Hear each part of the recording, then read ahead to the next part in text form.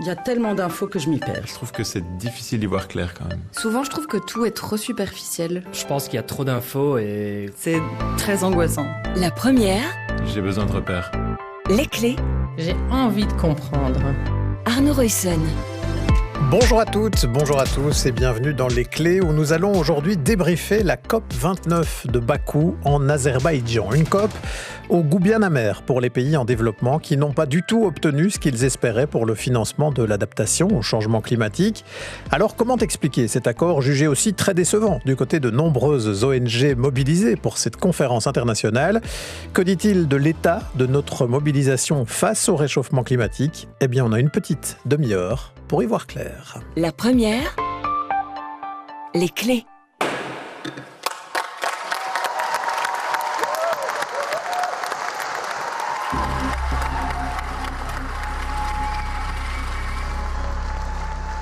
Il était environ 3 heures du matin, la nuit du samedi au dimanche 24 novembre, quand le coup de maillet a retenti, scellant l'accord final à la COP29 de Bakou en Azerbaïdjan. Un accord validé à la hussarde par le président de la COP, Mukhtar Babayev, ancien dirigeant d'une société pétrolière. Mais si une partie de la salle applaudit, une autre partie, elle, est très mécontente de l'accord trouvé. Et une fois que les vivas se dissipent, le responsable de la délégation cubaine demande la parole pour préciser ceci. La délégation cubaine regrette profondément les résultats insuffisants obtenus pour le financement de la lutte contre le changement climatique. Je tiens à préciser que nous ne sommes pas d'accord avec les chiffres fixés pour ce financement.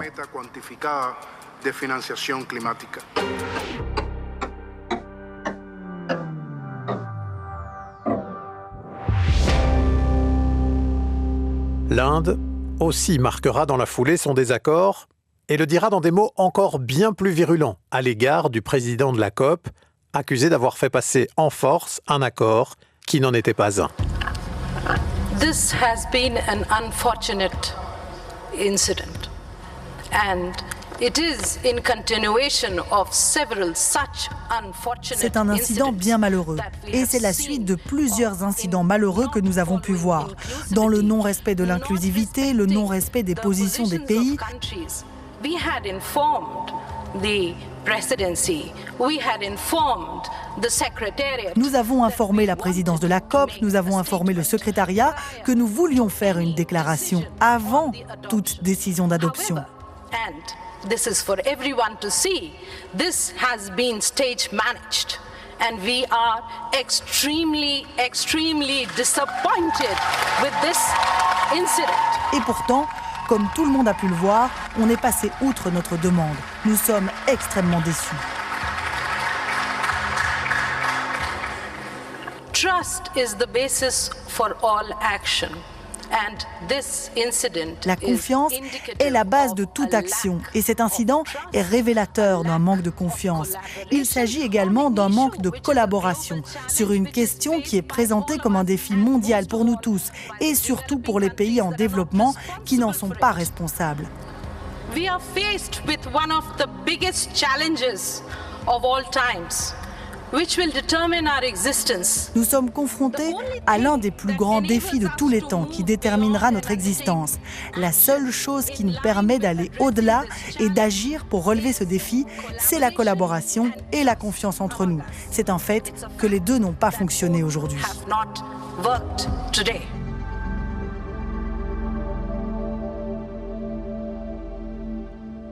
Ce qui crispe en particulier, c'est le mécanisme d'aide octroyé aux pays en développement pour les aider à faire face aux conséquences du réchauffement et à mener une transition vers une société bas carbone. Le montant final dans l'accord, c'est 300 milliards annuels à partir de 2035. Les pays en développement, eux, estimaient leurs besoins à quelques 1300 milliards, soit 1000 milliards de plus. L'écart entre les deux est immense. Et l'accord intervenu à la COP n'en est pas vraiment un, tant les objections ont été nombreuses une fois le marteau tombé.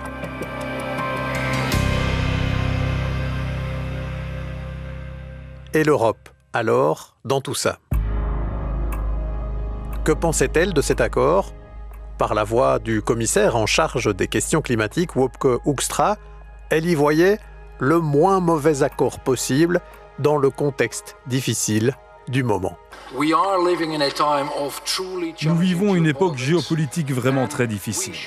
Et nous ne devons pas avoir l'illusion que la situation va bientôt s'améliorer. Nous triplons l'objectif de 100 milliards de dollars. Et nous pensons que c'est ambitieux, nécessaire, réaliste et réalisable.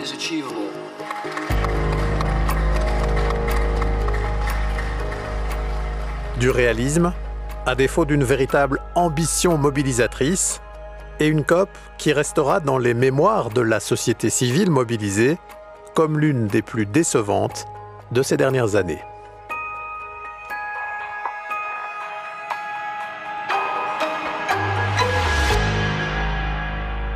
Et avec nous en studio pour commenter cette COP, il y a Romain Wakeman. Bonjour. Bonjour. Merci d'être avec nous. Vous êtes professeur de relations internationales à l'ULB et votre thème de recherche, c'est la gouvernance internationale du changement climatique. Pile la personne qu'il nous faut donc pour essayer de comprendre ce qui s'est passé là.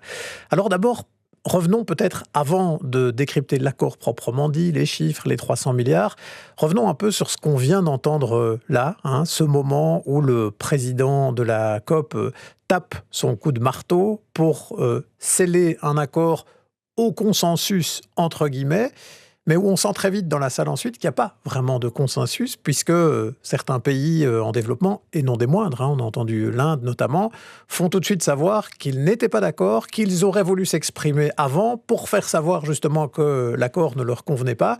Et pourtant, on parle de l'accord final à la COP. Est-ce que vous pouvez nous expliquer ce qui se joue là dans ce genre de grande conférence des partis? Oui, bon, il y a au moins deux choses qui se jouent à ce moment-là. Les extraits que vous avez passés.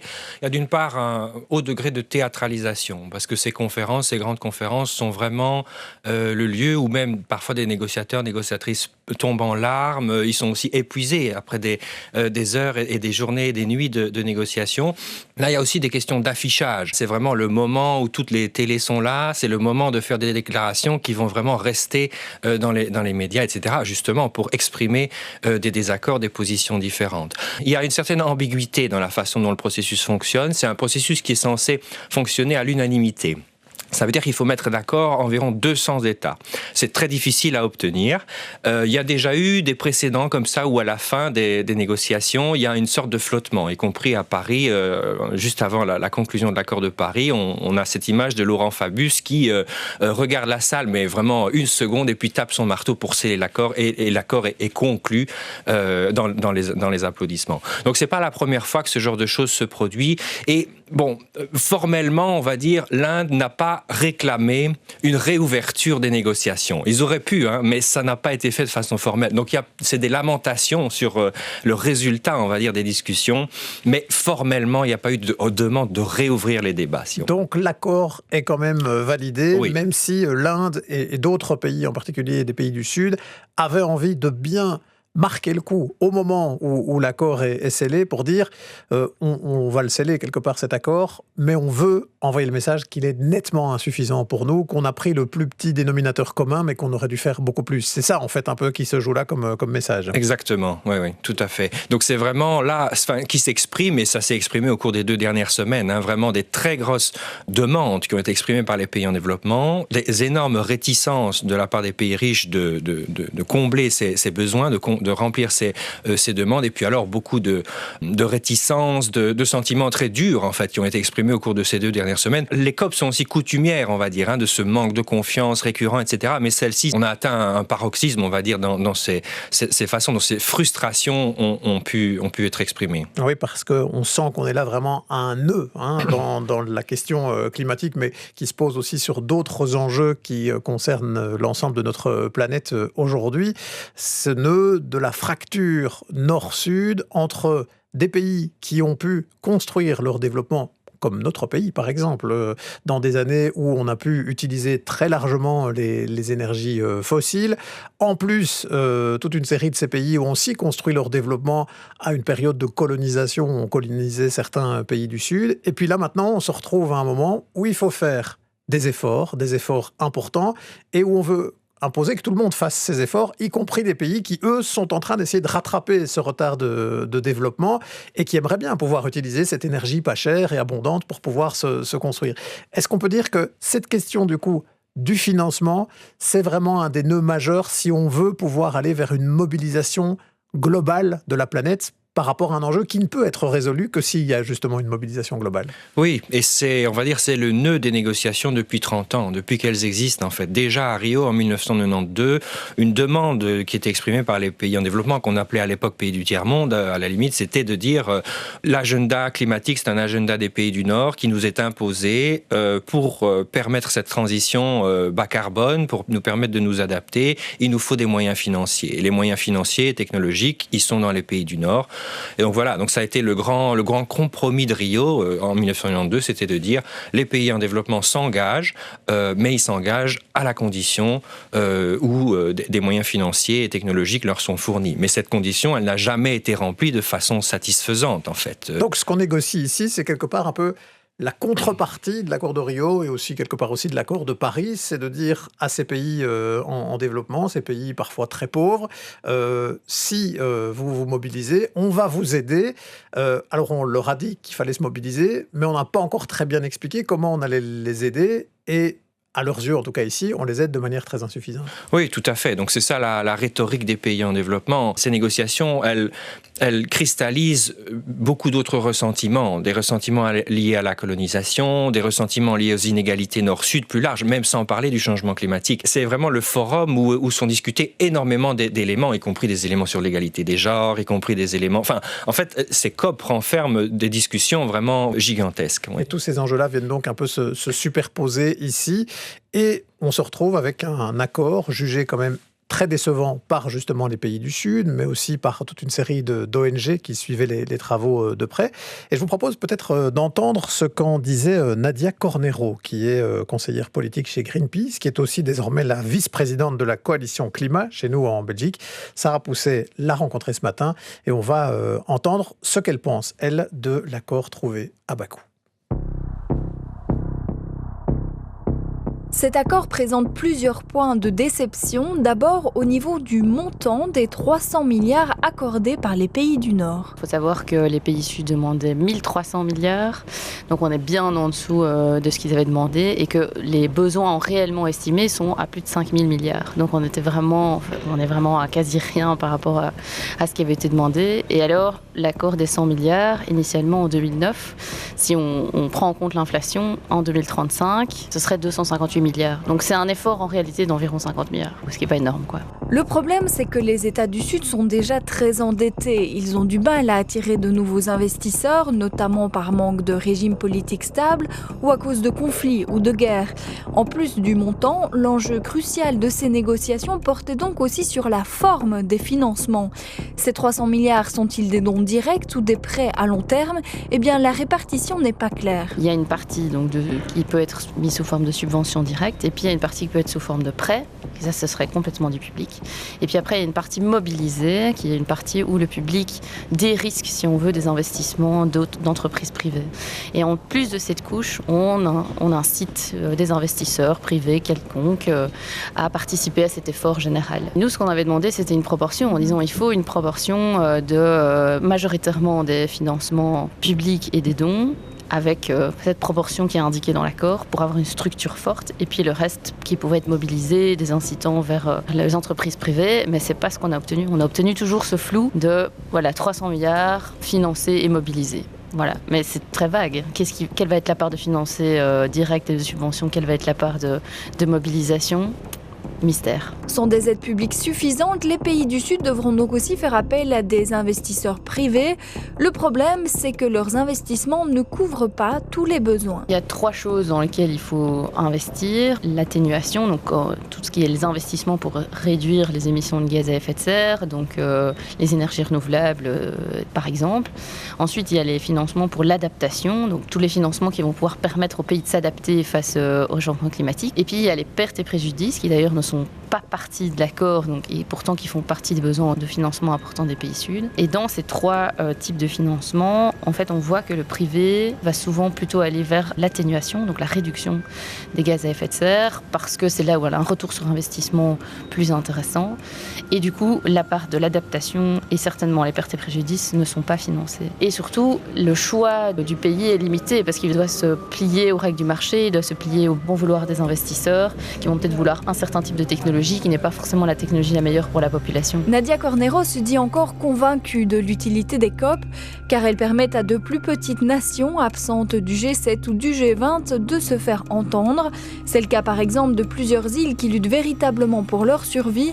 En revanche, elle constate une perte de solidarité internationale. Oui, la fracture nord-sud se sent, et une forme de repli aussi des pays du Nord. On dirait qu'ils ne sont plus investis dans la solidarité internationale, comme si on regardait ce qui se passait chez nous, mais sans comprendre qu'on est face à une crise mondiale. Donc en fait, on est obligé de penser les choses de manière générale, internationale avec les pays sud. Leur investissement pour l'atténuation, c'est aussi d'éviter d'avoir des effets chez nous aussi, qu'on a déjà et qu'on ressent déjà. Donc c'est un investissement pour tout le monde.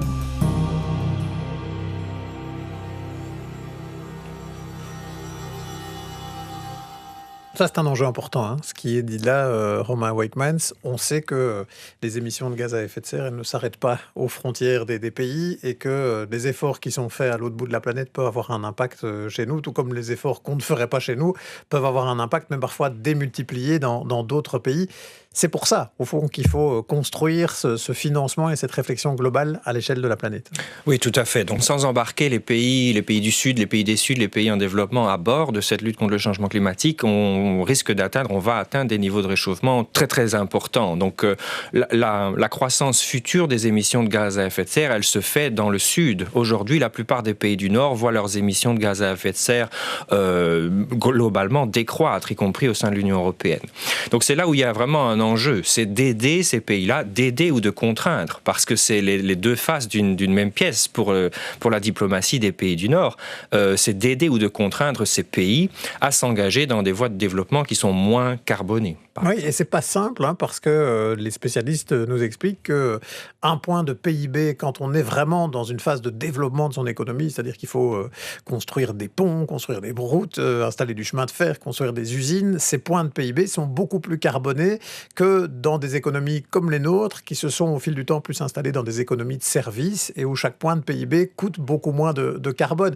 Donc c'est normal aussi que ces pays du Sud, qui veulent pouvoir avoir leur développement comme on a pu l'avoir nous, aient envie de pouvoir le faire pleinement et pas qu'on leur dise « Ah ben non, vous n'aurez pas les mêmes règles que nous ». C'est ça, en fait, qui est vraiment très compliqué. Oui, c'est ça. Si vous voulez, il y a des injustices de tout type, en fait, dans ces discussions, et celle que vous venez de souligner, elle est massive. Donc, il est évident que les pays du Nord ont bâti leur développement sur des émissions de gaz à effet de serre et qu'aujourd'hui, les pays du Sud sont contraints à engager un développement différent, mais un développement dont on ne voit pas encore très bien les formes qu'il pourrait prendre et surtout dont on ne voit pas très bien les moyens qui sont mis à la disposition des pays du Sud pour réaliser ce développement propre. Oui, c'est ça l'enjeu dans ce qu'on entend des propos de Nadia Cornero, c'est de dire, bon là, il y a ce chiffre quand même, des 300 milliards à partir de 2035, mais quand on gratte un petit peu, on ne voit pas très bien forcément à quoi ils vont correspondre, ces 300 milliards. Ce n'est pas 300 milliards qu'on va donner comme ça, c'est des fonds qui vont aider à pouvoir soutenir certains investissements privés.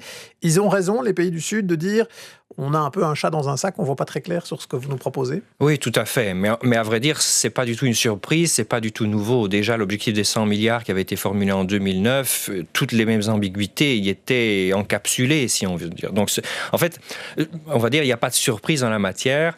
Toutes les ambiguïtés persistent. Tous ces problèmes qu'on a soulignés dans ce qu'on vient d'entendre existent déjà, en fait, depuis toujours. La comptabilisation des prêts et des dons de la même façon. Un prêt de 50 millions de dollars est comptabilisé de la même façon qu'un don de 50 millions de dollars dans les statistiques. Donc, on a toutes sortes d'effets, en fait, statistiques qui font que ces 100 milliards, ces 300 milliards, il y a une grande portée symbolique aussi à ces chiffres. Et c'est grâce aux ambiguïtés, justement, qu'on arrive à nouer des des accords, si on doit rentrer dans le détail de chiffrer précisément ce qu'on va donner, ce qu'on va prêter, là où on va soutenir des investissements privés, ce serait encore plus compliqué de trouver des accords. C'est l'ambiguïté, quelque part, qui permet de s'en sortir? Oui, et c'est toute la faiblesse du processus, parce qu'on se rend bien compte qu'il serait en fait impossible d'aboutir à des résultats plus contraignants, moins flous, etc. Enfin, je veux dire, les ambiguïtés, elles sont innombrables.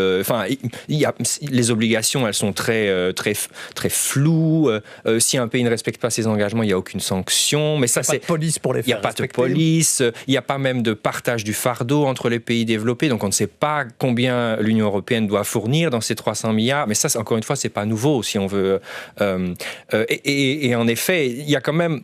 Bon, c'est un peu sans doute optimiste de dire ça, mais il y a quand même ce petit miracle de réussir à réunir au sein de ces conférences climat des États, quasiment 200 États du monde, aux intérêts, aux valeurs, aux visions du monde tellement différentes et qui parviennent au final à se mettre d'accord sur des choses qui sont insatisfaisante pour tous les acteurs, en vérité. Mais c'est ça, la diplomatie climatique multilatérale. Et est-ce qu'on peut dire aujourd'hui que si on n'avait pas les COP, toutes décevantes soient-elles, on avancerait moins? Parce que ce que vous venez de nous décrire là est un peu désespérant, quelque part. Hein. C'est de dire, au fond, c'est dans le flou qu'on trouve les accords, et puis on n'assure pas le suivi, on ne vérifie pas si tout le monde respecte ce à quoi il s'est engagé. On pourrait se dire, alors ça ne sert peut-être plus à grand-chose de faire ces COP. Est-ce que pour autant, ça continue à avoir un intérêt, selon vous? Oui, je pense bien, parce qu'en fait, si vous voulez, même l'objectif des 100 milliards, qui comportait beaucoup de zones floues, a tout de même permis un engagement, une mobilisation beaucoup plus forte, par exemple, de la part des pays riches en matière d'aide aux pays en développement. Donc, c'est-à-dire, il se passe des choses. Il y a quand même des transferts financiers qui ont lieu, il y a quand même des projets qui sont mis en place. Mais si on veut, là où est toute la difficulté, c'est la différence entre l'ampleur des besoins, qui est immense, et puis ce qui arrive vraiment, quoi. Et c'est là, en fait, qu'est la tension. Parce qu'il y a des choses qui se font, mais sont très insatisfaisantes par rapport à ce qu'il faudrait faire, si on veut. Si on regarde ce qui s'est passé lors des dernières COP, Romain Wakeman, on peut avoir l'impression qu'il y en a eu quand même qui étaient assez porteuses d'espoir. Il y a Paris en 2015, avec cette limite de ne pas dépasser les 2 degrés, d'essayer de rester le plus proche possible des 1,5 degrés d'augmentation en moyenne mondiale. Puis il y a eu d'autres COP qui ont assuré un peu le suivi, jusqu'à l'année dernière, où on a quand même eu cet engagement à sortir à terme des énergies fossiles. C'est quand même des mots qui comptent, tout ça. Mais cette année-ci, tout le monde a l'air de dire qu'on a une COP particulièrement décevante, qu'on est vraiment allé dans un accord à minima. Qu'est-ce que ça traduit, ça? Est-ce que ça traduit une géopolitique mondiale qui est extrêmement tendue en ce moment, ce que soulignait le commissaire européen, ou bien simplement que plus on avance, plus on doit sortir des ambiguïtés, plus on avance, plus on doit mettre clairement sur la table les chiffres, et que c'est pour ça que ça devient plus compliqué, que c'est pour ça qu'on n'arrive plus à faire des accords ambitieux. C'est quoi ce qui se joue là? Bon, je pense que c'est surtout le premier versant de ce que vous avez dit, en vérité. Donc je crois que le contexte dans lequel cette COP s'est déroulée, c'est un contexte de très grande tension géopolitique, et à vrai dire, un accord n'était pas du tout assuré. Donc ça, je crois que c'est vraiment important de l'avoir en tête. Le contexte était vraiment très défavorable, en fait, à un engagement ambitieux de la part des pays du Nord. Trump va arriver au pouvoir. Donc ça veut dire que les États-Unis vont complètement se détacher des efforts des pays riches. Donc qu'est-ce que ça veut dire? Ça veut dire que ce sont les autres pays développés qui vont devoir faire porter sur leurs épaules, en fait, le fardeau qui est laissé de côté par les États-Unis. Dans le même temps, on a des pays de l'Union européenne qui sont dans des situations de quasi-austérité budgétaire. On a aussi un paysage politique qui a considérablement changé au cours des dernières années. Et donc, on a des très gros donateurs ou fournisseurs d'aide climatique, comme l'Allemagne, qui vont probablement aussi devoir faire des choix qui ne sont pas ceux qu'attendent les pays du Sud ou les ONG de solidarité internationale. Donc, cet accord sur les 300 milliards, je crois qu'il est décevant sous beaucoup d'aspects, mais en vérité, il n'est pas surprenant. Et je dois dire, il n'y a pas de retour en arrière très fort, en fait. Et je crois que ça, c'était une crainte qu'on pouvait avoir. Donc, on a souligné que ce n'est pas un objectif ambitieux, mais à tout le moins, je crois que c'est un objectif qui maintient le niveau d'ambition actuel, qui est très insatisfaisant, etc. Mais en tout cas, il n'y a pas de recul en arrière net. Plusieurs ONG avaient dit dans la dernière ligne droite des négociations, nous on préférerait pas d'accord du tout qu'un mauvais accord. Vous n'êtes pas d'accord là-dessus? Quelque part, c'est important de montrer qu'on reste quand même aligné, qu'on ne recule pas, même si c'est pas pour fixer de nouvelles ambitions? Oui, je crois, parce que je pense que pas d'accord, ça aurait vraiment été un coup très dur porté en fait à cette diplomatie climatique multilatérale.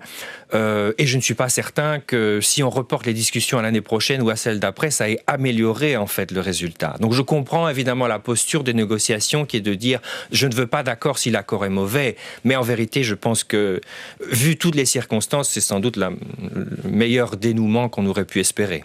En un mot pour terminer, est-ce qu'on est à un moment charnière, un moment de bascule où là on a quand même avancé ces dernières années et de COP en COP, mais où on pourrait tout d'un coup arriver à un vrai blocage, voire à des retours en arrière pour les années qui viennent. Là, pour le moment, on est à un moment où la pièce est un peu sur la tranche et on ne sait pas très bien vers où elle va tomber. Oui, je crois. Donc, de toute façon, on est dans une situation très précaire où, en fait, l'addiction des sociétés, de toutes les sociétés aux énergies fossiles est telle qu'on sait que c'est extrêmement difficile.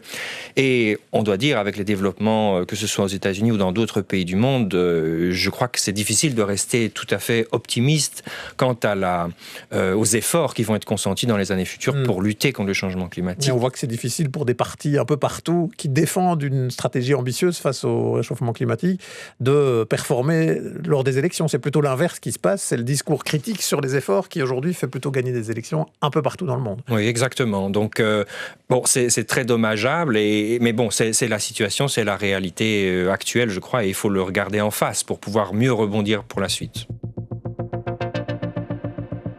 Mais donc, il convient d'avoir en tête ce substrat de contexte politique un peu partout dans le monde au moment d'analyser les résultats de cette COP, afin de comprendre pourquoi les efforts annoncés sont très en deçà de ce que l'on sait nécessaire, pourtant, face au réchauffement de la planète.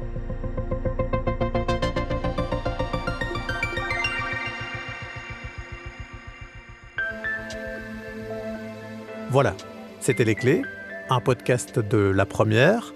Merci à Romain Wakeman, professeur en relations internationales à l'ULB, pour ses précieux éclairages. Merci à Laurent Nélissen pour la réalisation sonore. À la préparation, il y avait Sarah Pousset et Arnaud Reussen. Et si vous souhaitez retrouver les autres numéros des Clés, n'hésitez pas à aller voir sur Ovio et sur toutes vos plateformes de téléchargement. Il y a près d'une 50aine de numéros désormais.